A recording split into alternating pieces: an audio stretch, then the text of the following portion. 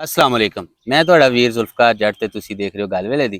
ते अज मैं मौजूद हाँ अपने बहुत ही प्यारे मित्र मुनीर अल हसैनी दे नाल। ते धरती है जनाब सूफियां दी, मतलब मेरी मुराद है विच मुल्तान।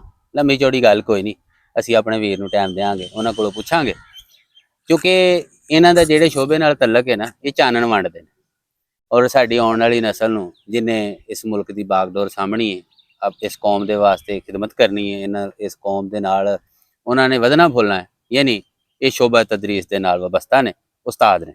ते अज असी एक तो ये कि इन्हां दा शुक्रिया अदा करते हैं कि इन्होंने सानू जनाब ना सिर्फ काबू किया, बल्कि अपना बड़ा ही कीमती वेला जिहड़ा साडे वास्ते कढ़िया। ते मैं बिला तखीर मुनीर साहब को पुछांगा, मुनीर भाई थोड़ा जिहा सानू मुल्तान के हवाले नाल दसो ते नाले अपने बारे भी साडे नाज़रीन नूं दसो। बहुत शुक्रिया जट साहब। सब तो पहले तो चूँकि तुसी ज़ाहिर है नारोवाल फिर इस्लामाबाद तो आए हुए हो, तो मुल्तान जी है ना साडा सरैकी वसेब है, तो मैं तुहानूं सरैकी सब तो पहले सज्जण आवें नक्खी ठहरे नाकसा ताकू में। बड़ी मेहरबानी। तो बाकी ये है कि मुल्तान तो इधर कोई शक वाली गल नहीं कि औलिया दी धरती है। और इस तो पहले भी तुसी ये देखो कि दुनिया दे विच जिहड़े ना दो सब तो पुराने जिहड़े शहर ने, जिन्हां दे विच एक है शाम दा शहर दमिश्क है, ते उहदे नाल जिहड़ा ना मुल्तान है। वाह। अच्छा, तो वैसे अगर कल्चर वाइज भी अगर तुसी अपना देखो औलिया तो पहले भी कि जेड़े साडे कल्चर ने, यानी हिंदी कल्चर या बड़े सगीरी जिहड़े कल्चर ने ना, उन्हां दे विच जिहड़ी होली दी इब्तदा है ना, वो भी इत्थों मुल्तान तो होई है।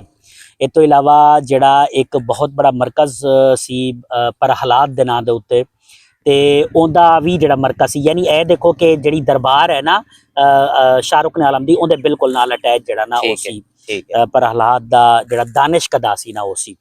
इस वजह तो देखा जाए तो बाकी तारीखी हवाले नाल तो बहुत ज़्यादा वाक़ियात ने, यानी असी ये कह सकते हैं कि मुल्तान जिहड़ा ना एक पासे जिहड़ा माजी दा एक जिंदा शहर है, तो अजकल जिहड़ा ना वो जदीदियत का भी सब तो बड़ा अलंबरदार है। ते वड्डी गल वेले दी अज दी ये कि मुनीर भाई भी इत्थों दे। हाँ जी, बिल्कुल बिल्कुल, बहुत शुक्रिया। ते मैं जट साहब जिहड़ा मेरा आबाई ताल्लुक है वो तो मुल्तान दे नाल बिल्कुल जुड़िया होया एक जिला है मुजफ्फरगढ़। ठीक है। ते ओदी तहसील है जतोई, ते जतोई दा एक छोटा जिहा कस्बा है बस्ती अल्लाह बख्श। ठीक हो गया। बुनियादी तौर ते उत्थों नाल ताल्लुक है, बल्कि मैं पोस्टर भी लिखिया है कि फेसबुक की दुनिया ने किने सोहने लोग मिलाए ने कि एक पासे जुल्फकार जट जड़ा ना नारोवाल दे छोटे जे कस्बे नुनार तो चलिया है, ते एक जड़ा ना बस्ती अल्लाहबद दा बंदा आके इत्थे मुल्तान बैठे, ते असीं दोवें मुल्तान विच बैठ के ना ते असीं जड़ा ना गल कर रहे हैं जी। बिल्कुल सही गल है कि जड़े मतलब समाजियात की जदों असीं गल करदे हां, इंसानां दी गल करदे हां, कल्चर की गल करदे हां,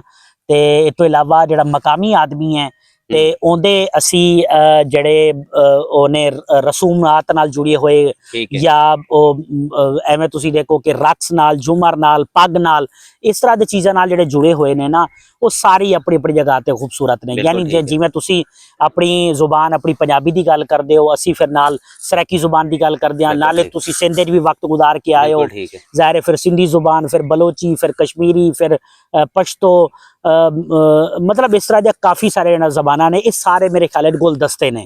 ते असी लोग पता नहीं किस तरह जिहड़ा ना वो मोहसिन नकवी ने कहा सी कि लोगों नूं ना नफरत करन दा वेला नहीं मिलता, अपना मुहब्बत करन दा वेला नहीं मिलता, तो लोग पता नहीं नफरत लई किवें जिहड़ा ना वक्त कढ लैंदे ने ना।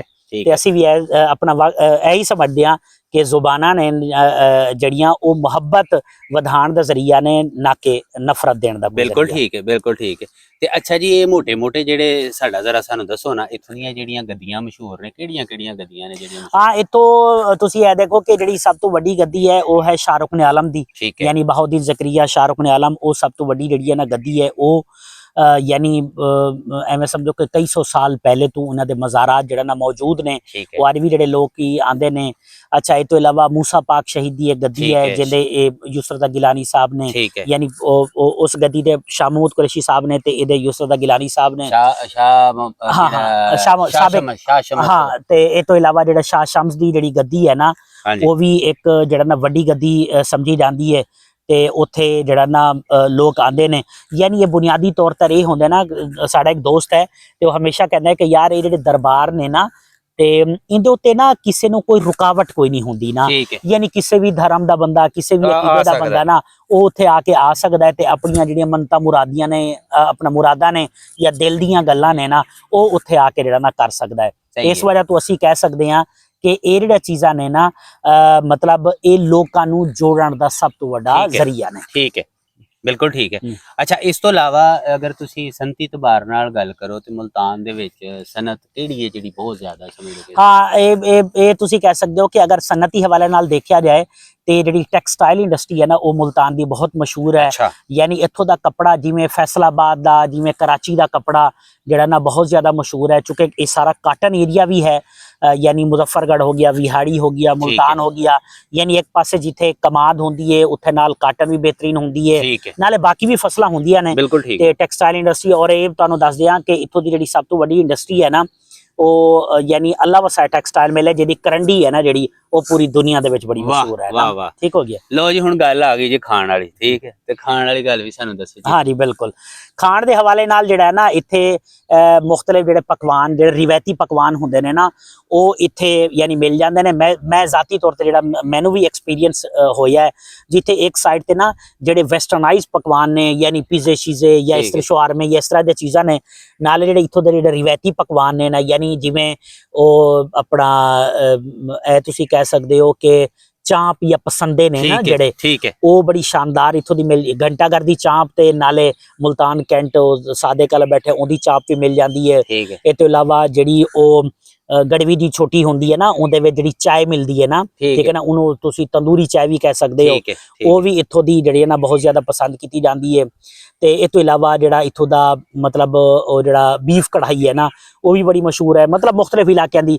ਅੱਛਾ, ਨਾਲੇ ਇਹ ਹੈ ਕਿ ਜਿਹੜੀ ਇੱਥੋਂ ਦੀ ਜਿਹੜੀ ਡੋਲੀ ਰੋਟੀ ਹੈ ਨਾ, ਖਾਸ ਮੁਲਤਾਨ ਦੀ ਨਾ, ਅੱਛਾ, ਤੇ ਦਾਲ ਮੂੰਗ ਨੇ, ਉਹ ਖੂਨੀ ਬੁਰਜ ਵਾਲੇ ਪਾਸੇ ਦੇ ਨਾ, ਤੇ ਉਹ ਵੀ ਬੜੇ ਸ਼ਾਨਦਾਰ ਨੇ। ਇਹ ਤੋਂ ਇਲਾਵਾ ਸੂਤਰੀ ਵੱਟ ਦੇ ਚਨੇ ਨੇ ਜਿਹੜੇ ਬਗੈਰ ਘੀ ਦੇ ਪੱਕਦੇ ਨੇ, ਬਗੈਰ ਘੀ ਦੇ, ਵਾਹ, ਠੀਕ ਹੈ ਨਾ, ਤੇ ਉਹ ਵੀ ਬੜੇ ਸ਼ਾਨਦਾਰ। ਯਾਨੀ ਇਸ ਤਰ੍ਹਾਂ ਹੈ ਕਿ ਜਿਹੜੇ ਇੱਥੋਂ ਦੇ ਫੂਡ ਆਈਟਮਸ ਨੇ, ਜਿਹੜੇ ਰਿਵਾਇਤੀ ਫੂਡ ਆਈਟਮਸ ਨੇ, ਠੀਕ ਹੈ, ਉਹ ਵੀ ਬਹੁਤ ਸ਼ਾਨਦਾਰ ਨੇ ਜ਼ਬਰਦਸਤ। ਮੁਲਤਾਨ ਦੇ। ਇੱਕ ਸ਼ਾਇਦ ਤੁਸੀਂ ਭੁੱਲ ਗਏ ਹੋ, ਜੀ ਜੀ ਪੁੱਛੋ ਕੀ?